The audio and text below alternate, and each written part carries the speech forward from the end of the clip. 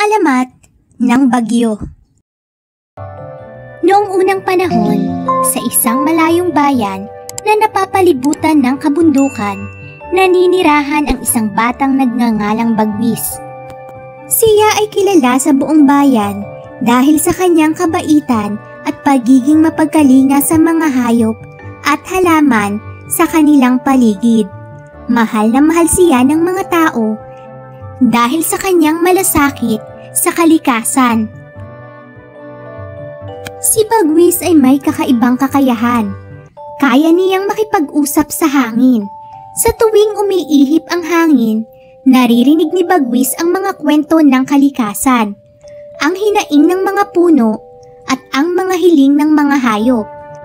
Dahil dito, siya ang madalas na tagapamagitan ng kalikasan at ng mga tao. Isang araw, isang napakalakas na init ang dumating sa kanilang bayan.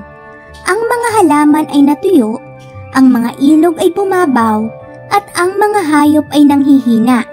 Nangamba ang mga tao at humingi ng tulong kay Bagwis. Bagwis, kausapin mo nga ang hangin. Kailangan nating malaman kung ano ang nangyayari. Pakiusap ng matanda sa kanya. Agad sumama si Bagwis sa tuktok ng pinakamataas na bundok at tinawag ang hangin. Hangin! Anong kailangan naming gawin? Ang aming bayan ay nauuhaw at ang init ay masyado nang malupit.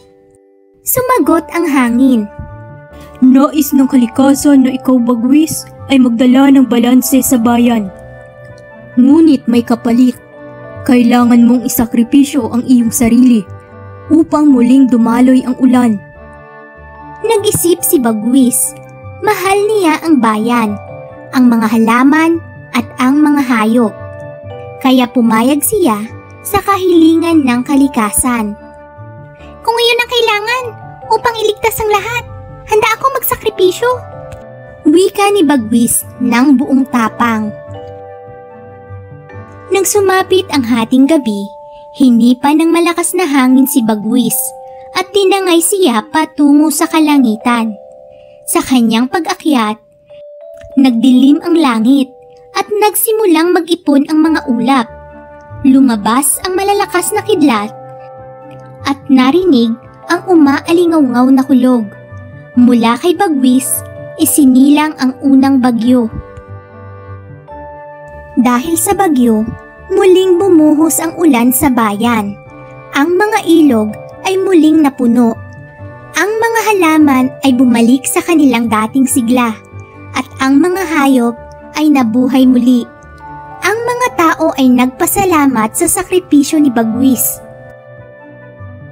Simula noon, sa tuwing darating ang bagyo, naaalala ng mga tao si Bagwis, ang batang nagmahal at nagsakripisyo para sa bayan. At itinuro ng alamat na ang bagyo ay hindi dapat katakutan, kundi isang paalala na ang kalikasan ay kailangang respetuhin at alagaan, tulad ng ginawa ni Bagwis. Mga aral sa kwento? Ang kalikasan ay buhay. Dapat itong pahalagahan at ingatan. Ang sakripisyo at pagmamahal sa kapwa ay nagbibigay ng mas malaking kabutihan. Huwag kalimutang magpasalamat sa mga biyayang dala ng kalikasan, kahit paminsan ay dumadaan ito sa mga pagsubok. Ang alamat ng Sampaguita. Sa isang malayong bayan sa norte ay may isang napakagandang dalaga. Liwayway ang pangalan. Ang kagandahan ni Liwayway ay nakarating hanggang sa malalayong bayan. Hindi naging katakataka kung bakit napakarami ng kanyang naging mga manliligaw. Mula sa Hilaga ay isang grupo ng mga mangangaso ang nagawi sa lugar ni Liwayway. Sa kasamaang palad, si Tanggol, isa sa mga ito ay inatake ng baboy ramo. Ang binata ay dinala sa ama ni Liwayway para mabigyan ng pangunahing lunas. Iyon ang naging daan ng pagkalapit nila. Umibig sina Liwayway at Tanggol sa isa't isa sa maikling panahon ng pagkikilala. Nang gumaling si Tanggol, ito ay nagpaalam kay Liwayway at sa mga magulang niya. Anang binata ay susunduin ang ama at ina upang formal na hingin ang kamay ng dalaga. Puno ng pangarap si Liwayway nang ihatid ng tanaw si Tanggol. Subalit, dagling naglaho ang pag-asa ni Liwayway na babalik si Tanggol tulad ng pangako.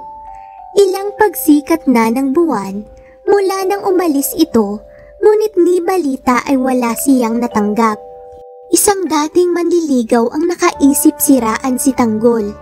Ikinalat nito ang balita na hindi na babalik si Tanggol dahil may asawa na ito.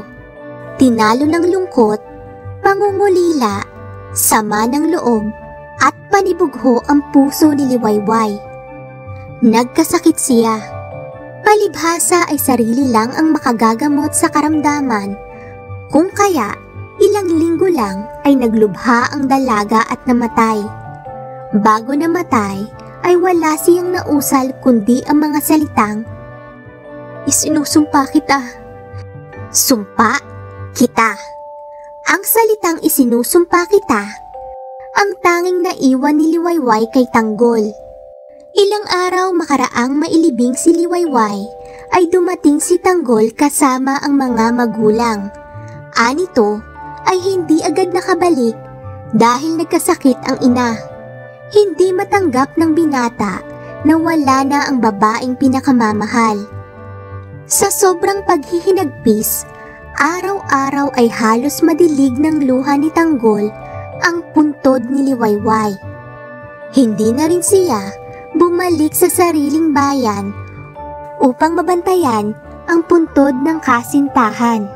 Isang araw ay may napansin si Tanggol sa ibabaw ng puntod ni Liwayway. May tumubong halaman doon.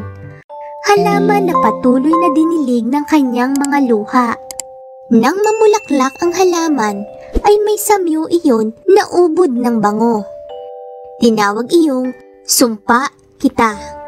Ang huling salitang binigkas ni Liwayway bago namatay. Ang "sumpa kita" ay ang pinagmulan ng salitang "sampagita", ang alamat ng langgam. Sa isang malayong bayan ay may isang mag-anak na sobrang sipag.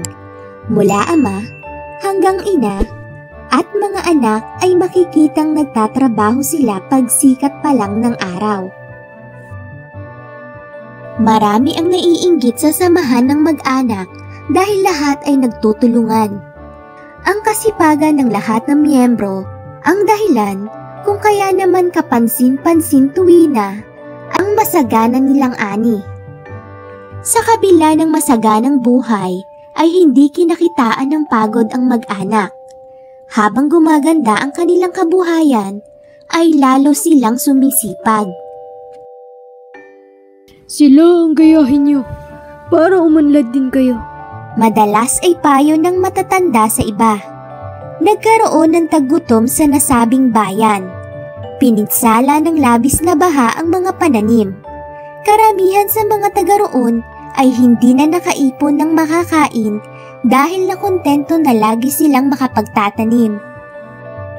Mabuti na lang at mabuti ang loob ng masisipag na mag-anak. Hinati nila sa mga kababayan ang pagkaing inipon nila. Walang masama na maging handa tayo sa mga panahong hindi inaasahan. Anang ama ng pamilya.